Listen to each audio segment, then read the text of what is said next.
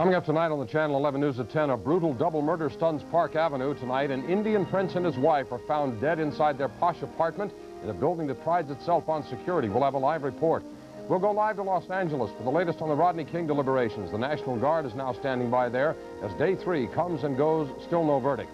The outrage on the Upper East Side. Residents are wondering how a mentally ill man can be allowed to walk free and terrorize their streets and their children.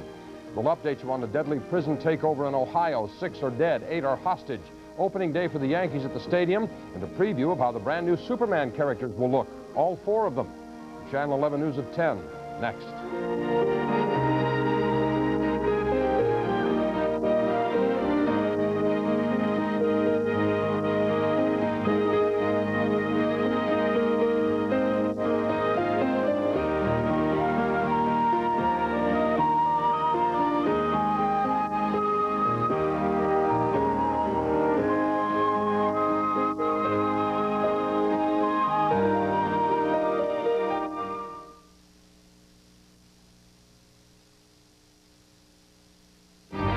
Coming soon from Tribune Premier Network, Roy Scheider, Sam Wanamaker, Ted McGinley, and introducing Patricia Millardet in a world premiere television event, Wild Justice.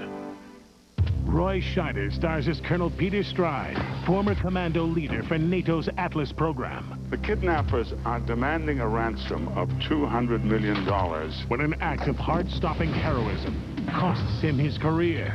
You defied the President of the United States and most of the leaders of the Western world. He attracted the attention of a powerful new employer. May I introduce you to my brother, Peter?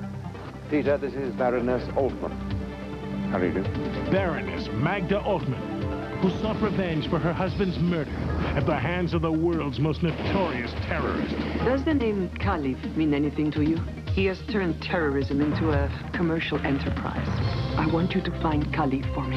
Magda Altman, an old friend, Aubrey Billings. Pleasure, ma'am. Enchanté. The hunt began, and the trail to Caliph was marked by the illegal sale of a series of Hornet missiles, weapons manufactured by the Baroness' own company. Of the 12 Hornets manufactured, 9 of them have been sold to these 3 middlemen. The other 3 are still here in storage. So if we follow the trail through the middleman, it should lead us to Caliph. While Aubrey continued the dangerous search for the Hornets, the Colonel was romantically drawn to the Baroness. You're a very dangerous man. Maybe that's why I find you so compelling. Suddenly, he became a target himself. Remember, the terrorists knew my name.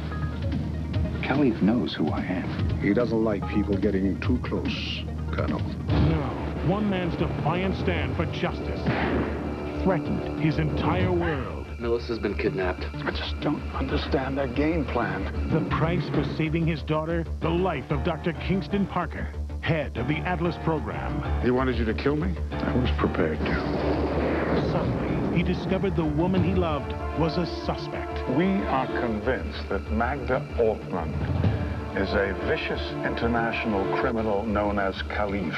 We need absolute proof. I can get the proof you want. Then I'll get the proof for myself. Could the woman he now loves also be the cold-blooded mastermind, Caliph? Parker said you're not the killer. Peter, don't do it!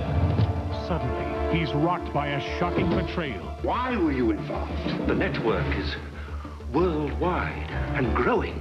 But so much power in one man's hands, I mean, it's insane. And the shadowy truth he fought to uncover can only be revealed in a final face-to-face showdown with Caliph. Say it's a matter of life or death. His. From cold-blooded killers A vicious criminal known as Caliph. to the boldest of heroes. You are the best man for the job. From a lover's erotic spell Poised, beautiful, And deadly. to a family's bitter betrayal. From the deadly game of weapons dealing Right on the trail to Saddam Hussein. to a defiant stand for justice.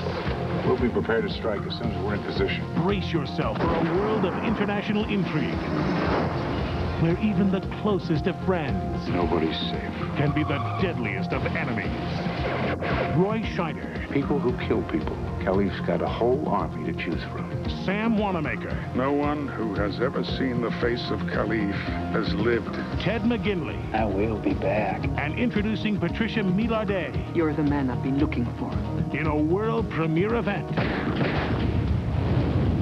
Wild Justice. Coming to Channel 11, New York's movie station.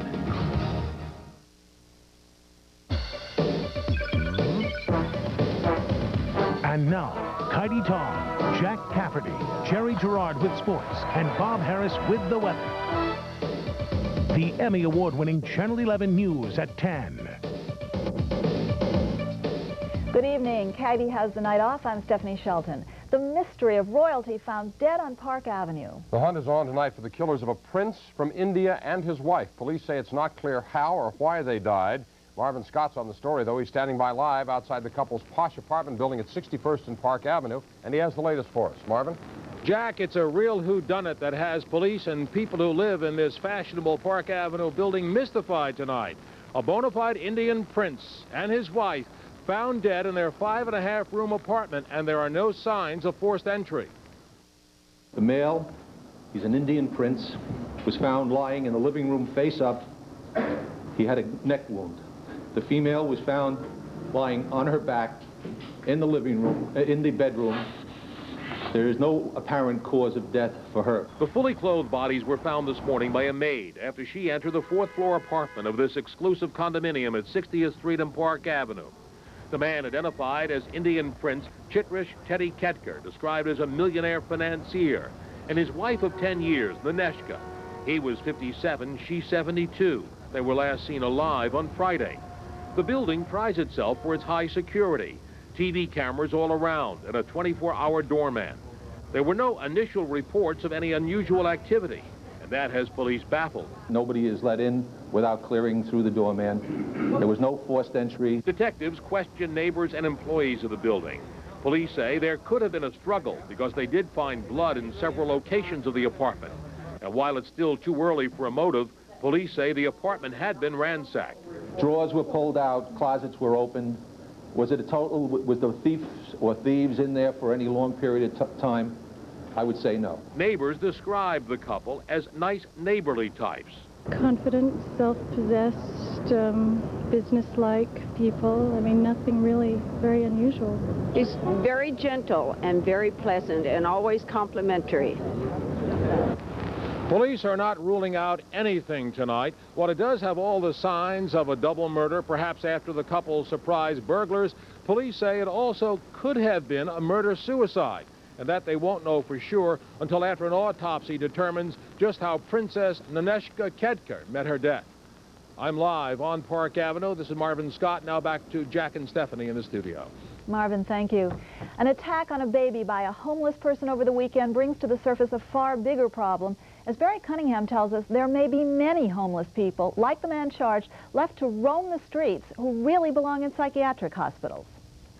Homeless advocates say Jeffrey Rose knew he needed help long before he went berserk on the Upper East Side, attacking a mother with a 22-month-old toddler and stabbing the child in the face with a ballpoint pen.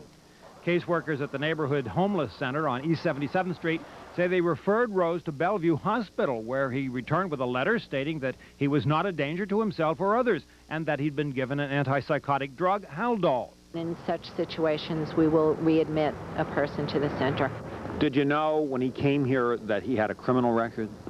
No. Do you screen for criminal records? Our procedure is to ask, of course. And did you ask him? Yeah, sure. Maria! Dozens of drug addicts, drunks, and psychotic street people drop in the homeless center every day for snacks and showers. Neighborhood groups say the stabbing was a violent crime waiting to happen. I'm a young woman. I live alone. I get frightened to be on the streets with drug abusers who are known to be criminals that do anything to get their drugs. And at least if they were treating a safer group of the community, I think that we would feel a lot more comfortable with the center being here. Bellevue Hospital today acknowledged that Rose was kept for observation on the night of March 5th, evaluated by both a psychiatrist and a social worker, treated with drugs and released. Privately, caseworkers say he may have fallen through the cracks of the system. Homeless advocates say thousands of beds in psychiatric hospitals remain empty because state law makes it almost impossible to admit psychotic street people like Jeffrey Rose. Our problem is that we are outraged by incidents like this one and like the several others that have preceded it, but we don't maintain that outrage over time. We don't require the laws to be reconsidered. Jeffrey Rose may have fallen through the cracks, but the baby stabbing gives fresh ammunition to critics who say that dangerously psychotic people should be put back into mental hospitals instead of being called homeless and allowed to roam the streets attacking people. On East 77th Street, Barry Cunningham, Channel 11, News at 10. 7 people are under arrest tonight after a major drug bust by the DEA. U.S. Attorney Michael Chertoff says agents seized 1,000 kilos of cocaine in New Jersey yesterday. The drugs, which Chertoff says were headed for the streets of New York, have a value of $100 million. Of the 7 arrested, 4 were caught in Texas and were charged with conspiring to bring cocaine into the United States from Mexico. The other 3 men are from New York. A third day of jury deliberations is over. Still no verdict in the Rodney King trial in Los Angeles. A tense calm hangs over the second biggest city in the country tonight. Eric Spillman reports from the federal courthouse in L.A. All we know for sure about the 12 jurors is that they arrive early in the morning in special vans under tight security, and that they've now spent more than 13 hours over 3 days deliberating this case. The 4 cops accused of violating Rodney King's civil rights pace the hallways of the court building, waiting for the verdict and wondering why it is taking so long. I do want it to end, but I want it to end with an acquittal. If they need 3 weeks to come back with an acquittal, that's okay with me. While the jury does its work, reporters from all over the world are camped outside to await a decision. In the meantime, community leaders are trying to ease tensions. Members of Black, Hispanic, and Korean groups say they don't want to see any more rioting no matter what the verdict is. They say the trial just isn't worth it. There are bigger problems and bigger issues all throughout this nation that we all must come together on. But authorities are doing everything to be prepared for any trouble just in case. 600 National Guard troops have been called to active duty. They're standing by in Southern California armories waiting to hit the streets. All it will take is a phone call from the governor. Thousands of extra police officers are also on call. I mean, they're making a big deal about it, and that may be stirring up sentiments that don't need to be stirred up. People need to be calm rather than seeing pictures of men crawling over tanks in armored vehicles. The city is rife with rumors that the jury has already reached a verdict and that it's being kept a secret. A spokesman for the U.S. Marshal's Office says as far as he knows, that's not true, but he refuses to confirm or deny a report that the judge may be planning to delay the announcement of the verdict until law enforcement has a chance to get into place. In Los Angeles, Eric Spillman, Channel 11 News at 10. Mayor Dinkins is predicting the city will remain calm regardless of the verdict in the Los Angeles trial. Glenn Thompson is standing by live with the view from City Hall. Glenn?